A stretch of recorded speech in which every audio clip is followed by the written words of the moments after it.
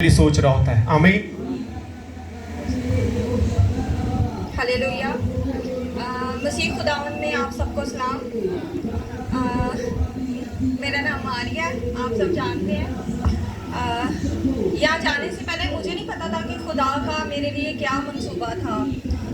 कुछ आपको पता है, यहाँ हमारी कॉलोनी के यहाँ हमारे बहुत से मसीही बहन भाई हैं जो लोग कर्जे में बहुत ज़्यादा मुब्तला हैं। तो इसी तरह हमारे घर में भी सेम यही सिचुएशन थी। फाइनेंशियली तौर पे काफ़ी ज़्यादा हालात ख़राब थे और मैं हर रोज़ खुदा के आगे झुककर खुदा से दुआ करती थी और दुआ में रोकती थी कि खुदाया, मैं नहीं जानती कि मेरे घर के हालात किस तरह से ठीक होंगे। और मैं अपने घर के हालातों को लेके काफ़ी ज़्यादा परेशान थी और मुझे कोई रास्ता भी नज़र नहीं आ रहा था कि मैं ये सब कैसे करूँगी। फिर मेरी क्लासमेट थी फैरी, वो मदीना टाउन में रहती हैं। उन्होंने अप्लाई किया और वो बाहर गई और उन्होंने मुझे अपने ही एजेंट का नंबर दिया।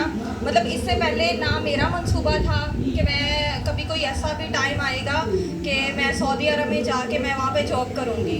तो ऐसे मैंने एजेंट के साथ कांटेक्ट किया, उन्होंने मुझे गाइड किया और फिर मुझे बताया कि इस प्रोसेस के लिए जो है ना तकरीबन 3 से 4 लाख जो है ना उनकी रिक्वायरमेंट है। फिर मैं परेशान थी कि अब ये सारा बंदोबस्त जो है, पहले ही हालात घर के ऐसे नहीं हैं कि मैं इतना ज़्यादा जो है मैं अफोर्ड कर पाऊँ। तो इसी तरह मैं नहीं जानती कि मैंने प्रोसेस स्टार्ट कर दिया। मैं नहीं जानती कि खुदा ने ये सब कैसे किया और कैसे नहीं किया। मैं ये नहीं जानती किस तरह से अरेंज किया मेरे लिए।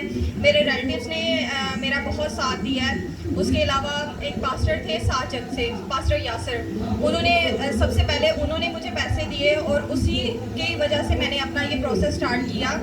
तो फिर ऐसा वक्त आया कि मैं वहाँ पे सऊदी अरब गई। फिर वहाँ पे मैंने खुदावन की शुक्रगुजारी की, लेकिन मैंने खुदा को वहाँ जाके भी नहीं छोड़ा और खुदावन की शुक्रगुजारी करती हूँ। आज हमारे घर के हालात जो है, जो मैं रोती थी खुदा के आगे, जिस चीज़ के लिए मैं मिन्नत करती थी, खुदा ने वो सारी मुश्किलें जो है वो मेरी आसान कर दी हैं।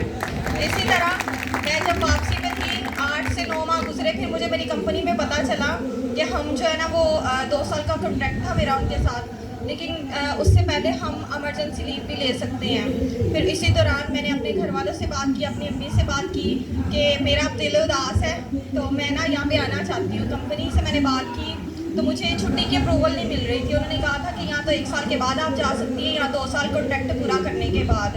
खैर खुदावन के आगे मैंने ये भी इल्तिजा रखी, खुदा ने मेरी इस इल्तिजा को भी सुना है।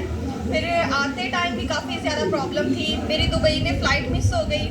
फ़्लाइट मिस होने के बाद फिर मैंने वहाँ से टिकट करवाई कराची से फिर फैसलाबाद, और सामान मेरा जो था वो वहाँ पे दुबई में था। मैं जुमे की नाइट पे आई थी और सामान का मुझे सब लोग कह रहे थे सामान नहीं मिलेगा। और सबसे बड़ा प्रॉब्लम मेरा ये था, मेरे जो नर्सिंग के जितने भी डॉक्यूमेंट्स थे वो मेरे बैग के अंदर थे, मेरे हैंड कैरी के अंदर थे, और वो भी वहाँ पे सऊदी अरब में उन्होंने सबमिट कर लिया था।